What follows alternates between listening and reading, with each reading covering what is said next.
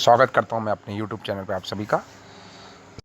आज आपके सामने एक स्टोरी प्रस्तुत है। छोटी सी कहानी है, तो सुनिएगा ज़रूर पूरी। तमिलनाडु के एक गांव में एक बेलूर नाम का एक छोटा सा गांव था, है ना। वहाँ पे एक स्वामी नाम का एक लड़का रहता था और वो अपने माँ बाप की इकलौती संतान था। काफ़ी ज़्यादा शरारती था। उसकी आदत ये थी कि हर दिन अपनी मम्मी या पापा से पैसे ले जाकर कुछ ना कुछ वो चॉकलेट, आइसक्रीम वगैरह खाता। इसके साथ ही साथ उसका पढ़ाई में इंटरेस्ट काफ़ी कम था और बाकी एक्टिविटीज़ में ज़्यादा। इस बात से उसके पापा काफ़ी परेशान थे। साथ ही साथ ये खबर भी आ रही थी स्कूल से कि उसका पढ़ने में मन नहीं लगता। तो उसके पापा ने सोचा, चलो इसे किसी प्रकार से इसकी आदतों को सुधार किया जाए। तो अगली बार जब उसके बेटे ने पैसे मांगा स्वामी ने अपने पापा से, जो कि एक ऑफिस में काम करते थे, कि पापा मुझे 10 रुपये चाहिए और मुझे आइसक्रीम खानी है। तो पापा ने कहा ठीक है बेटा, क्योंकि वो एक गांव में रहते थे। उनके गांव में पास घर के आंगन के कोने में एक कुआं भी था। काफ़ी बड़ा घर था, जैसे गांव में घर होते हैं। और उसके पापा पास ही के गांव में एक छोटे से ऑफिस में क्लर्क की जैसी नौकरी करते थे। तो उसके पापा ने 10 रुपये निकाल के उसे दे दिए, लेकिन उससे ये कहा, बेटा अगर इस 10 रुपये के नोट को आप कुएं में फेंक दोगे, अगर आप कुएं में फेंक दोगे तो मैं आपको 20 रुपीज़ का नोट दूंगा। तो स्वामी को थोड़ा सा आश्चर्य हुआ, उसे कोई प्रॉब्लम नहीं हुई। गया और उसने वो नोट कुएं में फेंक दिया। ठीक है, तो पापा ने उसे 20 रुपीज़ का नोट दे दिया। ठीक है, अब उसने वो आइसक्रीम खाई। अगले दिन फिर हुआ, लेकिन इस बार उसके पापा ने कुछ अलग ही चाल चल रखी थी। उसके पापा ने अपने सारे रिश्तेदारों को ये कह रखा था कि अगली बार आपके पास स्वामी आए पैसा मांगने तो आप उसे नहीं दीजिएगा। ठीक है, तो वो पापा के पास पैसे मांगने आया 10 रुपीज़। तो पापा ने कहा, बेटा कल मैंने आपको 10 रुपीज़ के बदले 20 रुपीज़ दिया। आज मैं चाहता हूँ कि आप मुझे 10 रुपीज़ ला के दो, मैं 10 की जगह आपको 100 रुपीज़ ला के दूंगा। यानी स्वामी 10 रुपये पापा को देगा तो पापा उसके बदले में उसे 100 रुपीज़ देंगे। अब स्वामी को बहुत आसान लगा। सबसे पहले अपनी मम्मा के पास गया, मम्मा मुझे 10 रुपीज़ दो। मम्मा ने कहा, बेटा मेरे पास नहीं है। पास वाली आंटी के पास गया, उन्होंने भी सिर हिला दिया, बेटा मेरे पास नहीं, क्योंकि उसके पापा ने कह रखा था ना कि उसे पैसा नहीं देना है, ताकि उसकी आदत को सुधारना है। फिर पास वाले अंकल के पास गया, उन्होंने भी मना कर दिया।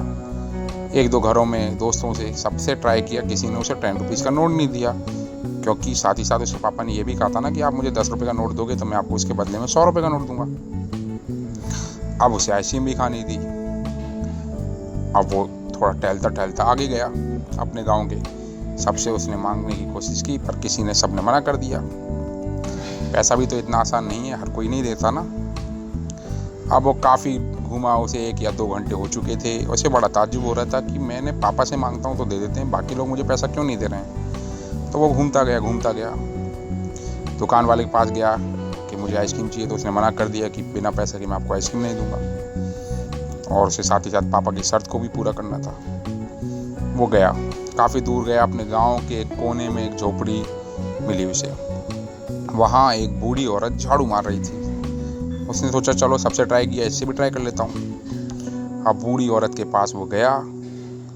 बूढ़ी औरत से कमर से झुकी हुई, बहुत ही धीरे धीरे वो झाड़ू मार रही थी बूढ़ी औरत।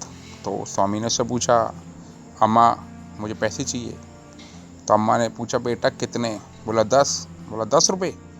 बेटा मैं ऐसे तो नहीं दे सकती। अब वो देखो, वो लकड़ियाँ रखी हैं, उन लकड़ियों को उठा के मेरे झोपड़ी के पीछे ले जाओ, वहाँ पे रख दो ताकि बरसात में भीगे ना।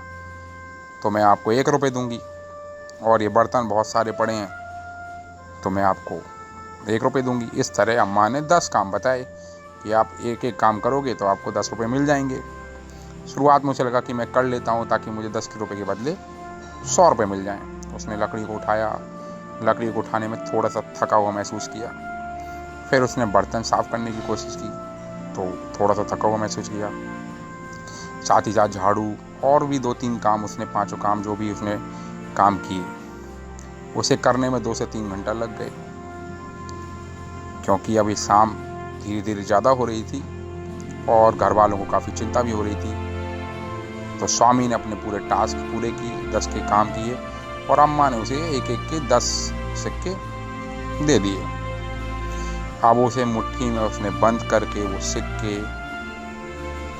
और चलने लगा उन मुट्ठी में। अब सोचिए उसने कैसे, बड़ी मुश्किल से, क्योंकि पसीना पसीना हो चुका था, उसने काफ़ी मेहनत की 2 घंटे से, अपनी मुट्ठी को कस के बंद किया और धीरे धीरे चलने लगा उसका अपने घर की तरफ। उसका घर 1 से 1.5 किलोमीटर तक की दूर होगा। वो गया।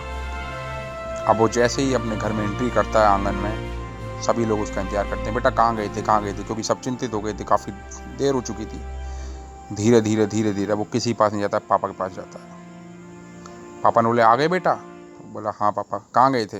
पापा पैसे लाने। पापा बोला ठीक है लाओ, मुझे 10 रुपये दो। तो बोला ये लो पापा। उसने मुट्ठी खोली, 10 के सिक्के हाथ में दिखे। पापा ने कहा जाओ बेटा, इन्हें कुएं में फेंक दो और मैं आपको 100 रुपये का नोट दूंगा।